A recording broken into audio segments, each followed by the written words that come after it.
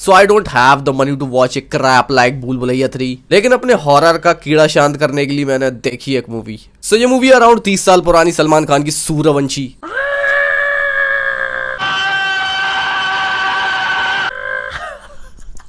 So this movie is all about Punarjanam, a misandrist woman, love, sex, dhoka. And you know Salman Bhai did really mediocre acting throughout his career. And even he acted so bad in some films. But in this movie, भाई ने अपने career का जो सबसे गू performance दिया है, मतलब थू। पेट में ना रोटी तो बात लगे खोटी।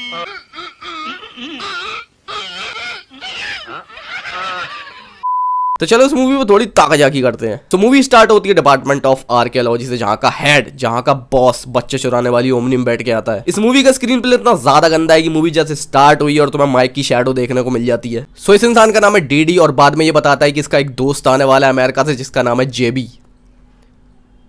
लेकिन डोंट वरी, इनके नौकरों का नाम शंभू काका, रामू काका ही मिलेगा। और डीडी अपने स्टाफ के सामने अपने अमेरिकन दोस्त जेबी का इंट्रोडक्शन कैसे देता है। यंग मैन ऑफ 65 अभी भी जवानों की तरह उछल कूद किया करता है। जिंदगी में एक ही बार वो बहुत टेंशन में आया था अपने बच्चे की पैदाइश के वक्त। अच्छा गॉड, वो भी क्या मिस्ट्री। ऐसा लग रहा था जैसे बच्चा इस दुनिया में आने से इनकार कर रहा हो। What? उसके बाद डीडी का दोस्त जेबी अमेरिका से आ चुका है और 10 से 12 घंटे का सफर तय करने के बाद वो घर पे आते ही सबसे पहली चीज क्या करता है? पानी पीता है? नहीं। रिलैक्स करता है? नहीं। सोनिया कहाँ है? और जेबी और सोनिया के बीच का जो इंटरैक्शन है वो काफी ज्यादा पारिवारिक फील होता है। मेरी सोनिया, कलेजा ठंडा हो जाए। Oh my uncle, my sweet uncle. What the fuck? उसके बाद जेबी डीडी को बोलता है कि क्यों ना हम लोग विकी और सोनिया का सेक्स करा दें। I mean दोस्ती का रिश्ता रिश्तेदारी में बदल दें। तेरा विकी 16 साल अमेरिका में होने के बाद न तो शराब पीता है न सिगरेट पीता है, क्योंकि वो चरस फूकता है। और मैं ऐसा क्यों बोल रहा हूँ वो तुम्हें आगे पता चलेगा। अब इसको सुनने के बाद Sonia fail in love with Vicky, जबकि उसने 16 साल से उसको नहीं देखा है। वो उसके प्यार में चीख चीख के आई लव यू बोलती है, मैं तुमसे प्यार करती हूँ। लोट लोट के नाचती है। विकी की फोटो को सीने पे लगा के ऑर्गेज़म होने लगते हैं इसको। सो अब विकी की एंट्री होती है and because Vicky is a animal lover, तो एक गाय के बच्चे को बचाने के चक्कर में उसकी गाड़ी पलट जाती है। मैं आ जाऊं क्या अपनी पर? अब क्योंकि ये मूवी हिमाचल में बेस्ड है तो लोकल के लोग उसको हॉस्पिटल ना पहुंचा के क्या बकचोदी करते हैं, वो उसके सामने नाचने लगते हैं। क्योंकि विकी ने भी चरस फूक रखी थी तो वो भी नाचने लगता है। उसके बाद विकी घर पहुंचता है and after seeing Sonia the first impression that Vicky give to his father, dad, Sonia बहुत खूबसूरत लड़की है। ये दोनों बाप बेटे बहुत हरामी हैं। उसके बाद विकी को पता चलता है कि उसका बाप और सोनिया का बाप मिलकर उनका सेक्स कराना चाहते हैं, बट यू नो भाई लव इज वर्जिनिटी। और विकी बहाना करके सोनिया को मना कर देता है। मैं तुम्हारी मेरी जिंदगी बर्बाद नहीं कर सकता। देखो सोनिया, तुम एक अच्छी शरीफ और घरेलू लड़की हो और मैं एक 20वीं सदी का लड़का हूँ जो अमेरिका में पलकर बड़ा हुआ हूँ। कितना मॉडर्न है। लेकिन फिर डीडी और जेबी एक प्रेस कॉन्फ्रेंस के दौरान इन दोनों की शादी का लंगाड़ा बजा देते हैं। मेरे बेटे विकी और डीडी की बेटी सोनिया की शादी तय हो गई है, जिसको सुन के ऑब्वियसली विकी को लूज मोशन हो जाते हैं। उसके बाद ये दोनों डिसाइड करते हैं कि चलो अपने बाप लोगों के लिए शादी कर लेते हैं लेकिन सेक्स सुक्स नहीं करेंगे। उसके बाद हमें एक संग्रामगढ़ के बाबा दिखाए जाते हैं जो बताते हैं कि संग्रामगढ़ में एक भूतनी उत्पात मचा रही है। रात के 12 बजे के बाद नाचती है, देख के आदमी गांड फट जाए। उस भूतनी को चाहिए सूर्यवंशी, मेरा सूर्यवंशी ले आओ। और बाबा को शक होता है कि विकी सूर्यवंशी का अवतार है और बुड्ढा चीख चीख के बताता है कि वहां मत जाइयो भाई, वहां मत जाइयो। इसी चक्कर में उस बाबा की मौत तक हो जाती है। और बाबा के मरने के बाद अगली सीन में ये लोग क्या बोलते हैं? अभी तक ये मालूम नहीं हुआ कि उन्होंने विकी के चेहरे पे दाढ़ी मूठ क्यों बना दी। इन सब सवालों का जवाब संग्रामगढ़ में ही मिलेगा। उसके बाद बुड्ढा जान से गया चूतियों भाई नहीं, निकल जाते हैं जो लोग अपनी आर्कियोलॉजी की बकचोदी करने के लिए संग्रामगढ़। उसके बाद रास्ते में एक काली बिल्ली रास्ता काट जाती है तो रुकना होता है, वो भी भाई को। पकड़ मारो जो पकड़ पकड़ ले पहन के लौड़े रुक तेरी बहन ले मसल मेमोरी। उसके बाद ये लोग संग्रामगढ़ पहुंच जाते हैं और उस चुड़ैल वाले एरिया में खुदाई करना स्टार्ट करते हैं। और पथरीले एरिया खुदाई कर कैसे रहे? फावड़े से।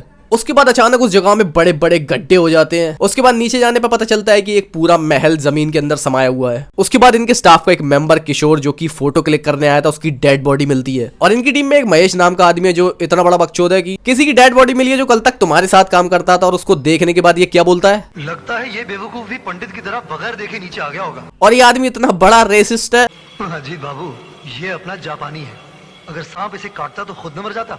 विदेशों में इसकी बहुत कीमत है बदसूरत। अंदर में सचमुच का भूत हुआ तो? अबे साले तुझे देखकर डर कर भाग जाएगा। अरे बदसूरत चल भाग बदसूरत। बदसूरत सोचो तुम्हें एक मूवी में कैरेक्टर प्ले करने को मिला और डायरेक्टर तुम्हारे हाथ में स्क्रिप्ट देता है और तुम्हें पता चलता है मूवी में तुम्हारा नाम बदसूरत है। उसके बाद उस खंडर में क्राइम मास्टर गोगो के हाथ के लिखे हुए कुछ लेटर मिलते हैं जिसमें 1000 साल पुरानी उस जगह की स्टोरी लिखी हुई थी। उन लेटर्स में लिखा था कि 1000 साल पहले संग्रामगढ़ में एक राजकुमारी हुई थी सूर्यलेखा, जो कि एक मिसएंडरस्ट वुमेन थी। उसको मर्दों से चिढ़ती है क्या मर्द, इसलिए उसने बहुत सारे मुस्टंडे पाल रखे थे ताकि अगर कोई शादी का हाथ बढ़ाता है तो उसका हाथ ही तोड़ दिया जाए। उसके बाद अराउंड 90% डाउनलोड हुआ एक मर्द आता है अमर सिंह, जिसको 10-12 ठुल्लों से लड़ाई करनी थी, 2-3 चीतों से लड़ाई करनी थी और एक जंगली सुअर से। But unfortunately Amar is not actually Amar और वो दम तोड़ देता है। जिसके बाद आता है 100% डाउनलोड हुआ मर्द सूर्यवंशी।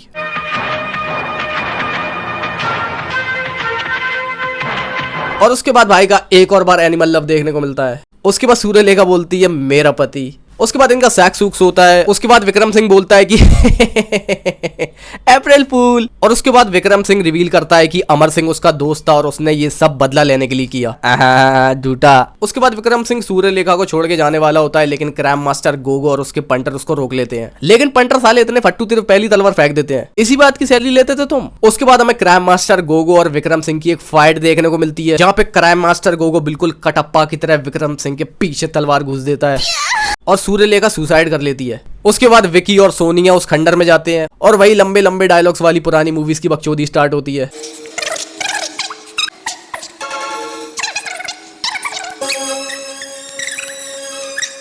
और लड़की चाहे 1000 साल पुरानी हो या फिर प्रेजेंट की हो, the one thing is common between both of them, ego. Suryalekha 1000 साल से इन खंडरों में कैद है, लेकिन उसके बावजूद वो विकी से क्या कन्विंस कराना चाहती है कि 1000 साल पहले उस रात तुम मुझे छोड़ के गए थे, वो तुम्हारी गलती थी, ये एडमिट करो।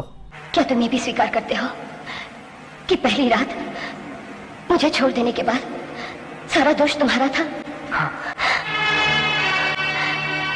यही हाँ सुनने के लिए मैं हजारों वर्ष तड़पती रही।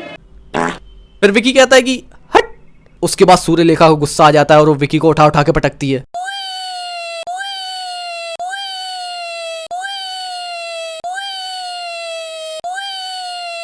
But Sonia is so smart, उसको पता चल जाता है कि सूर्यलेखा की उसकी माँ से बहुत फटती है, इसलिए वो उसका फोटो बाहर ले आती है और सूर्यलेखा का काम पैसे से हो जाता है।